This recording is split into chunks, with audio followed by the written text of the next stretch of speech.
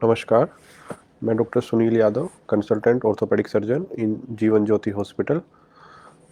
आज हम आपके सामने लिगामेंट्स इंजरी जो आज हम आपके सामने लिगामेंट्स इंजरी के बारे में बात करेंगे कि जो घुटने के अंदर हमारे लिगामेंट्स होते हैं, उसमें हमें क्या-क्या प्रॉब्लम होती है, वो प्रॉब्लम कैसे होती है, उसका क्या सॉल्यूशन है, कैसे हम चीज़ को मैनेज करेंगे। तो हम सबसे पहले स्टार्ट करते हैं, जो हमारे घुटने के अंदर 4 लिगामेंट्स होते हैं, जिनमें एक एसीएल, पीसीएल, एमसीएल, एलसीएल। तो एक ACL ligaments, anterior cruciate ligament, जो हमारे घुटने में फ्रंट आगे की तरफ होते हैं, उनको हम एसीएल लिगामेंट बोलते हैं। एक पोस्टीरियर पीछे की साइड होते हैं, उनको पीसीएल लिगामेंट्स। साइड में 2 लिगामेंट्स होते हैं, अंदर की साइड एमसीएल, मीडियल कोलेटरल, और जो बाहर की तरफ होता है उसमें एलसीएल, लेटरल कोलेटरल लिगामेंट्स। अब क्वेश्चन ये आता है कि इनका क्या रोल होता है डेली रूटीन लाइफ में, ये कैसे प्रॉब्लम हो जाती है, कैसे हमें इन्हें को सबको मैनेज करना चाहिए। तो जो हमारे लिगामेंट्स होते हैं, हर एक अपने लिगामेंट्स का, जिसको हम एक नॉर्मल लैंग्वेज में रस्सी भी बोलते हैं कि घुटने की रस्सी टूट गई है या घुटने की रस्सी में प्रॉब्लम हो गई है। तो इन लिगामेंट्स का रोल क्या होता है? हर लिगामेंट का अपना अपना एक रोल है, जिसमें हमारा एक जो सबसे ज़्यादा कॉमन जिस लिगामेंट्स में इंजरी होती है वो एसीएल लिगामेंट होता है। जो 70 to 80% जब भी कोई इंजरी होती है तो एसीएल टीयर होता है। उसके अलावा पीसीएल, एमसीएल और एलसीएल साथ में हो सकते हैं या इंडिविजुअली हो सकते हैं। तो इन लिगामेंट्स का रोल क्या है हमारे घुटने के अंदर? जो हमारा एसीएल लिगामेंट्स है, उसका रोल होता है कि जब भी हम चलते हैं तो हमारे घुटने को वो आगे की तरफ नहीं आने देता, वो एक स्टेबिलिटी बना के रखते हैं। जब भी घुटने हम चलते हैं, हम जंप करते हैं, हम रनिंग करते हैं, हम वॉकिंग करते हैं, हम जो भी चीज़ हमारी ऐसी होती है जिसमें हमारी फिजिकल एक्टिविटी, तो उसमें एक स्टेबिलिटी चाहिए होती है। तो ये चारों लिगामेंट्स मिलके एक स्टेबिलिटी को प्रोवाइड करते हैं। उसमें जो एंटीरियर स्टेबिलिटी है वो हमारा एंटीरियर क्रूशिएट लिगामेंट प्रोवाइड करता है। जो पोस्टीरियर स्टेबिलिटी है वो हमारा PCL, posterior cruciate ligament provide करता है।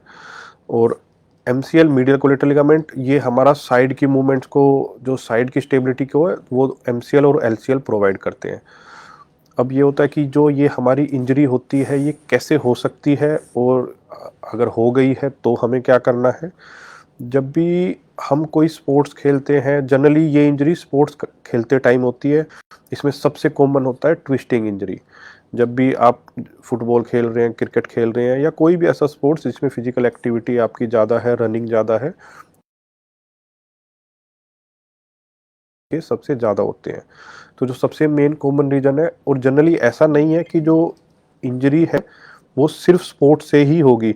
डेली डेली रूटीन की लाइफ में भी आप भाग रहे हैं, तो भागते हुए अगर रोड के ऊपर कोई आपका कोई एक गड्ढा टाइप आ गया है या कोई अनइवन सरफेस है, तो भी आपका पैर ट्विस्ट हो सकता है, जिसके बाद ये इंजरी हो सकती है। तो जो नॉर्मल चलते हुए, सीढ़ियों से जंप करते हुए, या किसी भी रीजन से जब हमारा जो बैलेंस है वो जहाँ भी हम अपना पैर रख रहे हैं वहाँ पे नहीं बन रहा है, तो वहाँ पे हमें ट्विस्टिंग इंजरी होने के चांसेस सबसे ज़्यादा होते हैं। तो अब ये आता है कि जब आपको इंजरी होती है तो उसके बाद आपको क्या-क्या कंप्लेन हो सकती है। देखिए, एक नॉर्मल एग्जांपल लेके चले कि आप कोई स्पोर्ट्स खेल रहे हैं, आपको ट्विस्टिंग इंजरी हुई, तो उसके बाद सबसे पहले आपको स्वेलिंग होगी। स्वेलिंग के बाद मतलब पेन होगा, स्वेलिंग होगी, आपसे उस साइड वाले हिस्से से चला नहीं जाएगा, मतलब आपको चलने में दिक्कत होगी, आपके घुटने में बहुत दर्द होगा।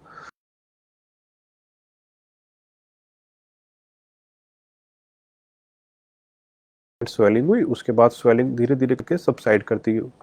और मेरे से उस टाइम तो नहीं चला गया, बट मैंने कुछ सपोर्ट दिया जिसमें आप क्रैप बैंडेज लगा सकते हैं, या कुछ भी सपोर्ट है आप वो करके सारे चले थे। पर उसके बाद अब धीरे-धीरे मेरे को ठीक लग रहा है।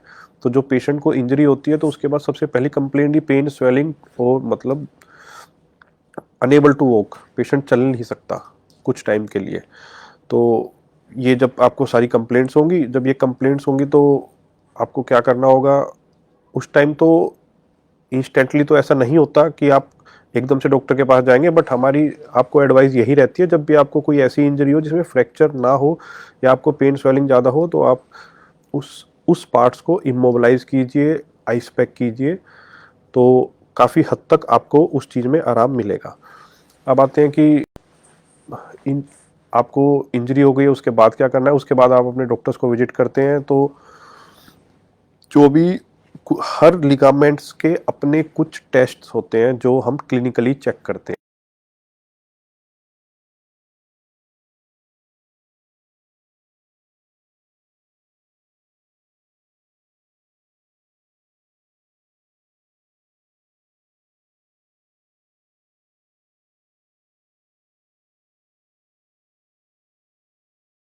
लिगामेंट टियर होने के बाद जब आप चलेंगे, आपको सपोज कीजिए आपको आज इंजरी हुई, तो कल जब आप चलने की कोशिश करेंगे तो आपको सबसे ज़्यादा जो कंप्लेंट होगी वो होगी दर्द की, दूसरी कंप्लेंट होगी इंस्टेबिलिटी की, जिसको हम नॉर्मल लैंग्वेज में बोलते हैं लचक आना। पेशेंट आके बोलता है कि सर मैं चल रहा था लेकिन मेरे को दर्द नहीं हो रहा है, लेकिन मेरे को ऐसा लग रहा है कि मेरा बैलेंस नहीं बन रहा, मेरे को मेरे घुटने में लचक आ रही है। तो ये सबसे बड़ा इंडिकेशन होता है कि आपका एसीएल या कोई लिगामेंट्स आपके घुटने का टूटा हुआ है। उसके लिए आपको अपने डॉक्टर्स को विजिट करना होगा। तो इसमें मेन पॉइंट आपको जो याद रखना होगा वो पेन और इंस्टेबिलिटी। तो और वो इंस्टेबिलिटी ऐसी भी नहीं होती कि आप हमेशा चल रहे हैं, बट जनरली जब आप 2-3 सीढ़ियों से जंप करते हैं या आप सडन वॉक करते हैं या सडन रनिंग करते हैं, तब आपको वो फील होती है। इसमें एक मेन पॉइंट ये है कि जो हमारे रेसलर टाइप होते हैं, पहलवान टाइप होते हैं, या जो मस्कुलर बॉडी बिल्डर्स लोग होते हैं, उनमें कई बार ऐसी भी सिम्टम्स होते हैं कि पेशेंट को एसीएल टीयर है लेकिन उनको ये इंस्टेबिलिटी की कंप्लेंट नहीं होती। तो आपको जब भी ऐसा कुछ लगे कि आपको ट्विस्टिंग हुई है, आपको स्वेलिंग आई है, तो आपको डॉक्टर्स को विजिट करना चाहिए। उसके बाद फिर हमारा, अब आप जब डॉक्टर के पास आएंगे तो इस चीज़ को चेक करने के हमारे कुछ टेस्ट होते हैं जिनको हम क्लिनिकली चेक करते हैं। उसमें अगर हमें लगता है कि आपको इंजरी है, आपको इंस्टेबिलिटी है, आपकी कंप्लेन पेन स्वेलिंग आपके नी में प्रेजेंट है, तो हम एमआरआई कराते हैं।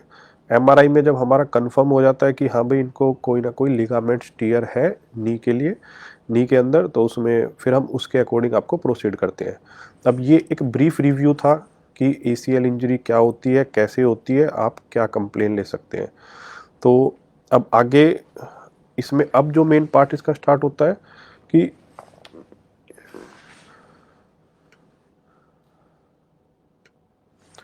इसमें हम ये करते हैं कि एसीएल इंजरी में हमें ऑपरेशन कराना चाहिए, या आपने काफ़ी अपने किसी ना किसी का सुना होगा या देखा होगा पार्शियल टीयर है, कंप्लीट टीयर है, हमें एसीएल करवाना चाहिए, कब तक करवाना चाहिए, अगर नहीं कराएंगे तो क्या होगा। तो एसीएल जो होता है हमारा, पहली बात तो ये, अगर आपको सिर्फ पेन और इंस्टेबिलिटी की कंप्लेंट है तो ये एक इमरजेंसी ऑपरेशन नहीं होता है। इसमें ऐसा नहीं है कि अगर आपने 1 या 2 दिन में नहीं कराया तो आप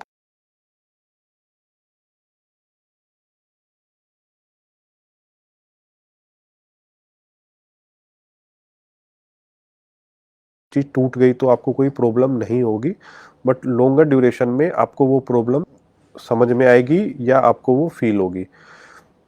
तो जो हमारे लिगामेंट्स हैं उसमें एसीएल टीयर जो सबसे कॉमन होता है, तो अगर वो टूट जाता है तो हमें क्यों ऑपरेशन कराना चाहिए। एसीएल का काम होता है घुटने की दोनों हड्डियों को आपस में टकराने से रोकना।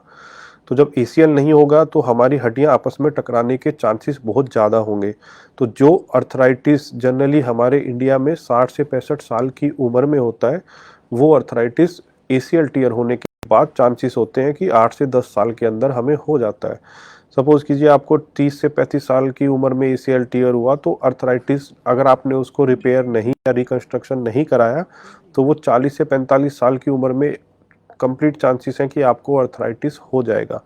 तो उस चीज़ को बचाने के लिए, क्योंकि एसीएल टीयर होने के बाद हमारा मेनिस्कस टीयर होने का डर रहता है, फिर मेनिस्कस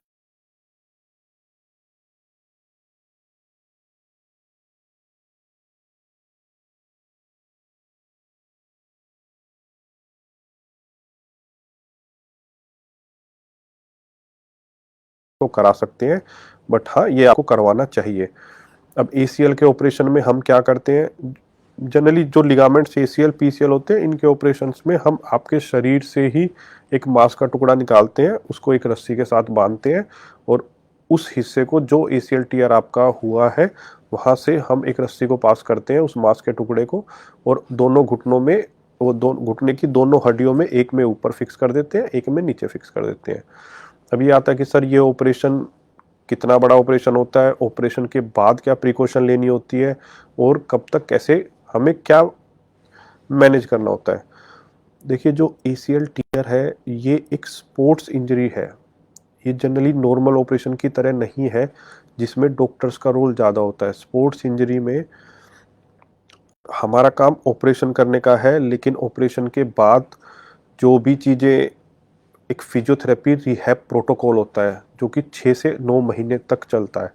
तो जब हम ऑपरेशन करते हैं, ऑपरेशन के बाद जनरली ऑपरेशन हमारा 1 से 2 घंटे का ऑपरेशन होता है। ऑपरेशन के बाद आपको नेक्स्ट डे हॉस्पिटल से डिस्चार्ज कर दिया जाता है। उसके बाद कुछ फिजियोथेरेपी प्रोटोकॉल्स होते हैं जो हर हफ्ते आपको बुला के एटलीस्ट फॉर 3 मंथ्स हम ऑब्जर्व करते हैं कि आपके नी की मूवमेंट कितनी आई, मसल स्ट्रेंथ कितनी आई।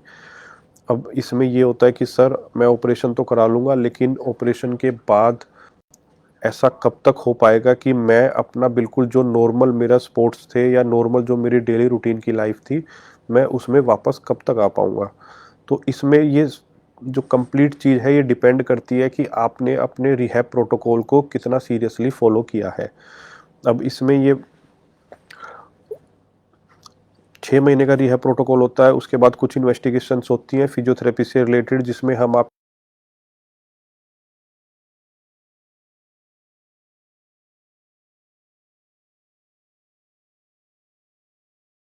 आस-पास,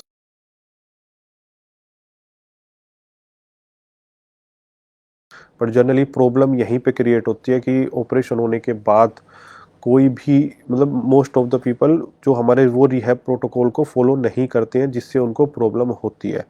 आपको ये बात बहुत अच्छे से समझनी होगी कि स्पोर्ट्स इंजरी के जो सर्जरीज होती हैं उसमें 50% रोल डॉक्टर्स का होता है सर्जरी में, और 50% रोल होता है हमारा रिहैब प्रोटोकॉल का। तो जब रिहैब प्रोटोकॉल आप फॉलो करेंगे तो रिजल्ट 95 टू 99% रिजल्ट मिलने के चांसेस होते हैं। अब ये होता है कि ऑपरेशन, हम 1-2 घंटे का ऑपरेशन होता है, अगले दिन डिस्चार्ज कर देते हैं, नेक्स्ट डे डिस्चार्ज कर देते हैं। बीच में 2 ड्रेसिंग के लिए 12वें से 15वें दिन आपके सूचर रिमूव हो जाएंगे। अब ये मैं नॉर्मली कब से चलने लग जाऊंगा, हम 12 से 15 दिन आपको एक नी ब्रेस अप्लाई करते हैं जो घुटने के ऊपर लगा होता है, उसको पहन के आप अगले दिन से चल सकते हैं। लेकिन नॉर्मल 15 दिन तक आपको ब्रेस लगाना होता है। ब्रेस के बाद फिर आप नॉर्मल अपना डेली रूटीन का काम कर सकते हैं, उसमें एज सच कोई प्रॉब्लम क्रिएट नहीं होती। अब ये कि जो हमारा लॉन्ग नी ब्रेस है, या जो हम बिना वॉक करके बिना क्रचेस के सारे कब चल सकते हैं, 8 से 10 दिन आपको वॉकर की ज़रूरत पड़ती है। लेकिन अगर वो भी तब जब आपको ऐसा लगे कि मेरे को कोई ज़्यादा ही कंप्लेंट है पेन की, 5 से 6 दिन हम वॉकर क्रचेस को हटा देते हैं। ब्रेसेस 15 दिन तक रहते हैं, फिर उसके बाद सिर्फ रात को सोते टाइम लगाना है, एटलीस्ट 4 वीक्स। और आप अपने काम के लिए जो आप काम करते हैं, आप 15 दिन बाद अपने,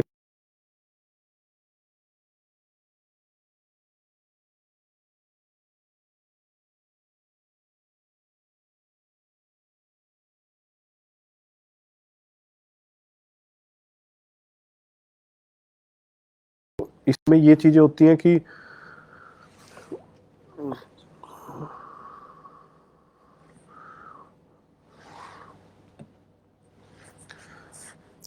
जो ACL के लिए ऑपरेट, अगर अभी ये क्वेश्चन आया कि मेरे को ACL के लिए ऑपरेट किया है तो मेरे को क्या प्रिकॉशन लेनी होंगी।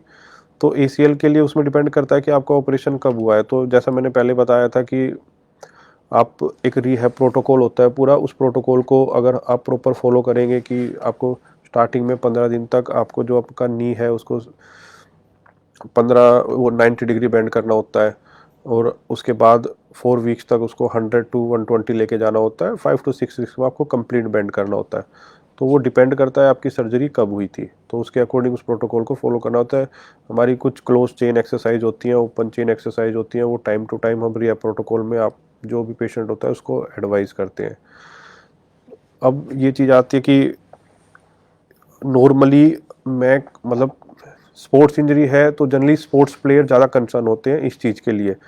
तो इसमें यही रहेगी मेरी एक आपको जो एडवाइस रहेगी कि कभी भी आपको ऐसी प्रॉब्लम लगे तो आप उसको इग्नोर ना करें। जनरली जो हम प्रॉब्लम फेस करते हैं, हमारे इस साइड बेल्ट में, हरियाणा साइड, पेशेंट को एसीएल टीयर हुए 1 साल 2 साल 3 साल बाद पेशेंट हमारे पास आता है, जिसके बाद प्रॉब्लम, अगर आपको एसीएल टीयर हुआ है तो आप विद इन 3 to 4 मंथ्स उसको ऑपरेट करा ले, नहीं तो उसके बाद एसीएल से हमारे मेनिस्कस का नुकसान होता है, मेनिस्कस टूटता है तो कार्टिलेज डैमेज होता है, कार्टिलेज डैमेज होता है तो हमारे घुटने के अंदर दर्द होता है, और हम उतनी पावर से कोई भी गेम नहीं खेल पाते जो हम एसीएल से पहले थे। तो जो टेक होम मैसेज है आज की वीडियो का वो ये है कि आपको कभी भी नी के अंदर कोई ऐसी कंप्लेंट हो जिसमें आपको पेन या इंस्टेबिलिटी लगे, तो उसमें आप जरूर अपने डॉक्टर्स को या जीवन ज्योति अस्पताल में आए। तो हमारे पास यहाँ पे पूरी स्पोर्ट्स इंजरी स्पेशलिस्ट एक टीम है, तो आप अपने डॉक्टर को कंसल्ट जरूर करें। इसमें ये रहता है कि अगर आप डिले करेंगे तो प्रॉब्लम क्रिएट होती जाएगी, और आप जो स्पोर्ट्स खेलते हैं उसमें उस लेवल पे वापस जाने में आपको उतनी ही कठिनाई होगी। बाकी एसीएल सबसे कॉमन होता है, पीसीएल रेयरली होता है, और एमसीएल एलसीएल ये जब कोई हैवी वेलोसिटी इंजरी अगर आपको है जनरली तभी होते हैं, बट 80 to 90% को एसीएल टीयर होता है। तो आज के लिए यही मैसेज था। बाकी अगर आपके कोई सवाल,